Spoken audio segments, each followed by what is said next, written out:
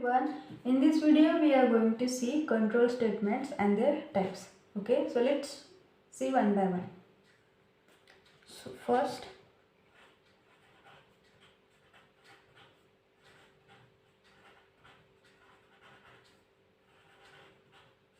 control statements. Okay, so in the control statements there are three types. So first one is the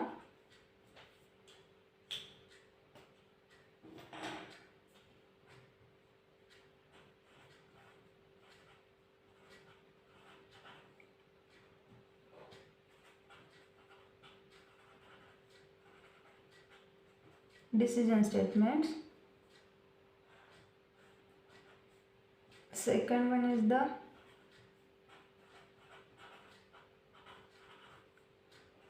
looping statements, and third one is the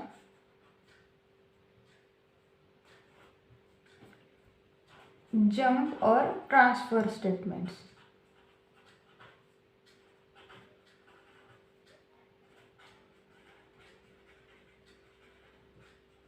jump और transfer statements. Okay, सो अब हम one by one देखते हैं कि decision statements में कौन से types included है, then looping and then jump और ट्रांसफर स्टेटमेंट में. तो फर्स्ट हम देखते हैं decision statements.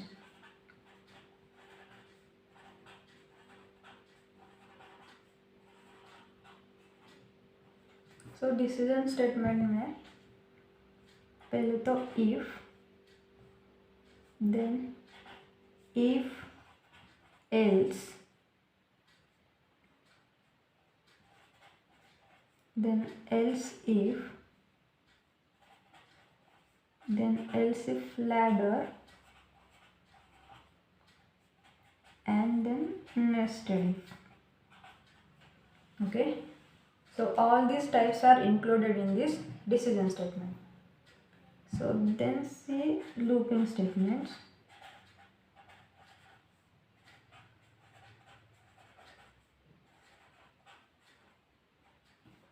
In the looping statement there are three types of loops that are used in the C language. So first loop is for loop, then there is a while loop, then do while loop. Okay, looping means हम कुछ iterations in a loop run करेंगे, यानी कि हम बार बार उसे execute करेंगे.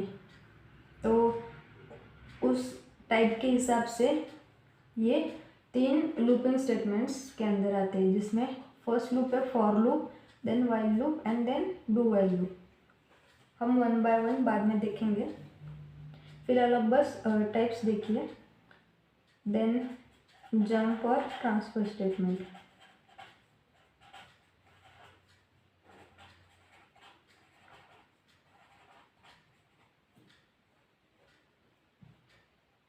तो इसमें ब्रेक और कंटिन्यू. ओके, तो आई होप आपको कंट्रोल स्टेटमेंट्स, उसके टाइप्स और उसके अंदर कौन कौन से इंक्लूड किए जाते हैं टाइप्स, वो आपको समझ में आएंगे. तो हम अब वन बाय वन देखते हैं. ठीक है, तो पहले हम डिसीजन स्टेटमेंट देखते हैं. तो उसमें फर्स्ट टाइप था दैट इज इफ. ओके, तो पहले तो हम इफ का सिंटैक्स देखेंगे.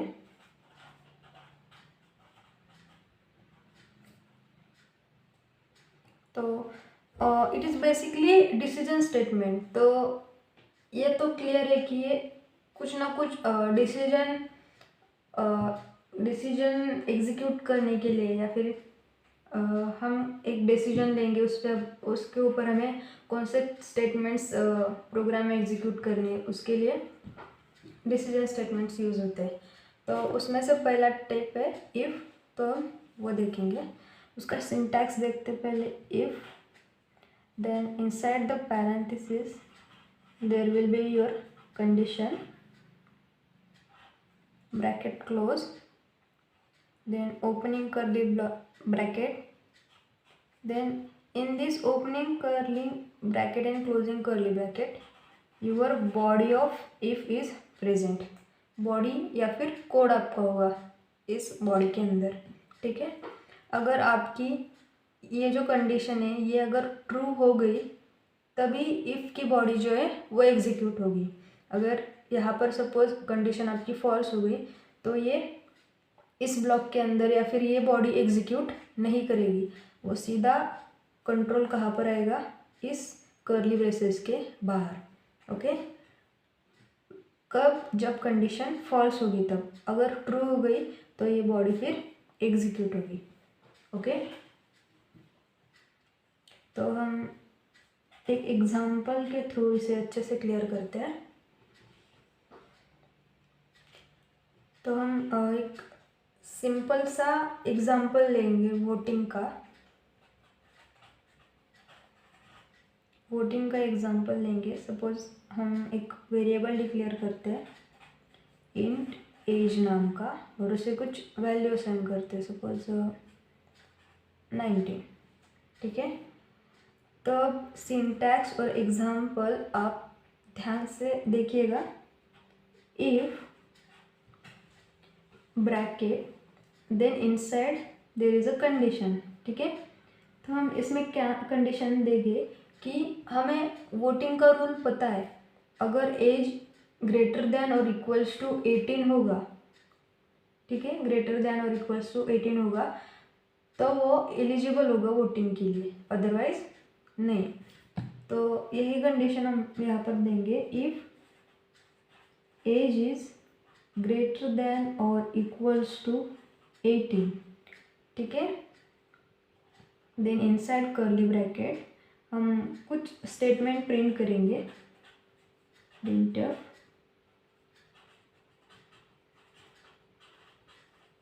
Eligible for voting, okay. And then ये ब्रैकेट हम क्लोज कर देंगे, ठीक है। आपको ये वर्ड मेन के अंदर लिखना है बॉडी। तो अब हमें आउटपुट क्या मिलेगा इसका, यहाँ पर एज कितने असाइन की है, 19, ठीक है। तो क्या इफ एज ग्रेटर देन और इक्वल्स टू 18, इस एज में वैल्यू अब कितनी है, 19, मैं यहाँ पर लिखती हूँ, इज 19 ग्रेटर देन और इक्वल्स टू 18, 19 ग्रेटर देन है 18 से, ठीक है। तो फिर वो इनसाइड इस इफ के बॉडी के अंदर जाएगा और ये स्टेटमेंट, जितने भी स्टेटमेंट्स हो गए इस बॉडी के अंदर वो सारे के सारे एग्जीक्यूट करेगा। तो हमारे यहाँ पर सिर्फ अभी फ़िलहाल एक स्टेटमेंट है, दैट इज़ हमने आउटपुट के ऊपर प्रिंट किया है एलिजिबल फॉर वोटिंग। तो आउटपुट क्या आएगा, eligible for voting, okay. Very simple example, आप इसे एग्जीक्यूट करके देख सकते हैं क्रॉस चेक करने के लिए, ठीक है।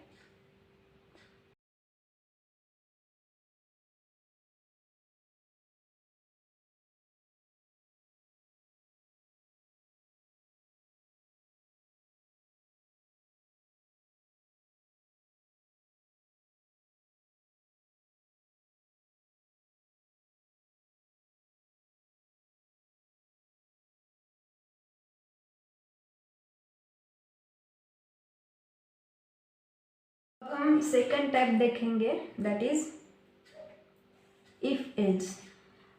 इफ के कंडीशन में क्या था, सिर्फ हमने एक ही कंडीशन दी थी, अगर वो एग्जीक्यूट, अगर वो ट्रू होगा तो वो बॉडी के अंदर की जो कुछ भी स्टेटमेंट्स होंगे वो एग्जीक्यूट करेगा, अदरवाइज उसका कंट्रोल इस कर्ली ब्रैकेट के बाहर आ जाएगा या फिर इस इफ के बॉडी के बाहर आ जाएगा, ठीक है।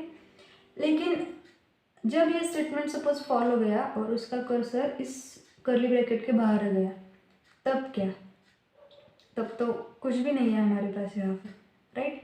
एलिजिबल फॉर वोटिंग, अगर सपोज यहाँ पर एज 16 होता है, फिर 15 होता है, ठीक है, तो कंडीशन फॉल्स होती और आउटपुट के ऊपर क्या, कुछ भी नहीं प्रिंट होता, ठीक है।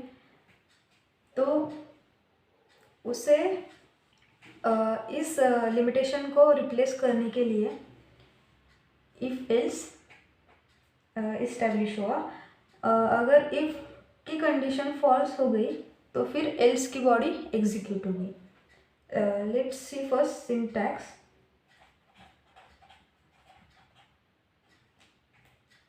इसका सिंटैक्स सिंपल है, इफ कंडीशन कर्ली ब्रैकेट, यहाँ पर इफ की बॉडी होगी curly bracket close and then else. Else के सामने कोई कंडीशन नहीं होगी, जस्ट हम कुछ आउटपुट के ऊपर प्रिंट करेंगे या फिर कुछ अनदर ऑपरेशंस परफॉर्म करेंगे एल्स की बॉडी में, और यहाँ पर बॉडी ऑफ द एल्स होगी एंड ये curly bracket of the L's close, ठीक है। जब हम सिंपल एल्स लिखते हैं तो उसके सामने कंडीशन नहीं होगी, सिर्फ इफ के सामने कंडीशन होगी, ठीक है। तो हम एग्जाम्पल के थ्रू समझते हैं इसे अच्छे से। अब हम यही वोटिंग का एग्जाम्पल लेंगे।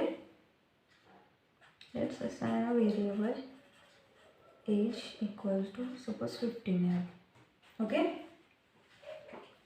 सो इफ के कंडीशन में क्या होगा, if age is greater than equals to 18 then printf क्या होगा,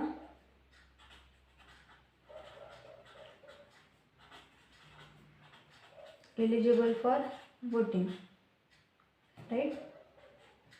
लेकिन अगर ये कंडीशन फॉल्स हो गई, अभी यहाँ पर एज कितना है, 15 है, राइट। तो 15 इज ग्रेटर देन और equals to 18, no, it will be false. So ये इफ के बॉडी में जाएगा क्या, तो नहीं जाएगा, तो फिर वो कहाँ पर आएगा, अब एल्स की बॉडी में आएगा। अगर हमने एल्स की बॉडी लिखी हो तो फिर ये एल्स के बॉडी में आएगा, और प्रिंटफ में हम क्या लिखेंगे, नॉट एलिजिबल फॉर वोटिंग, ठीक है, नॉट एलिजिबल फॉर वोटिंग। तो इसका आउटपुट क्या आएगा, अब हम देखेंगे इसका आउटपुट क्या आएगा। एज तो 15 है, 15 ग्रेटर देन 18 तो नहीं है, तो यहाँ पर इस बॉडी में नहीं जाएगा इफ के, तो वो किसके बॉडी में जाएगा, एल्स के बॉडी में जाएगा, और प्रिंट क्या करेगा, not eligible for voting. So your output will be not eligible for voting, okay.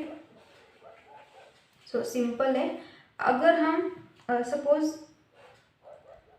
ये इफ की बॉडी है यहाँ पर, अगर ये इफ की बॉडी अगर फॉल्स हो गई, राइट, और हमने एल्स नहीं लिखा, और इसके बाहर हम सपोज लिखते हैं प्रिंटफ हेलो, एक कोई भी मैसेज हम प्रिंट करेंगे। अगर ये बॉडी इन केस ट्रू हो गई या इन केस फॉल्स हो गई, in these both conditions this hello will be print, okay. इस इफ के बॉडी के अंदर बाहर आप जो कुछ भी लिखेंगे, इस कंडीशन का इस पर कोई भी असर नहीं पड़ेगा। ये ट्रू हो गई तो ये एग्जीक्यूट होगा और उसके साथ ये भी एग्जीक्यूट होगा। अगर ये फॉल्स हो गई तो ये एग्जीक्यूट नहीं होगा, लेकिन ये एग्जीक्यूट होगा। In both the conditions this printf function will be called, which is outside the if body, okay।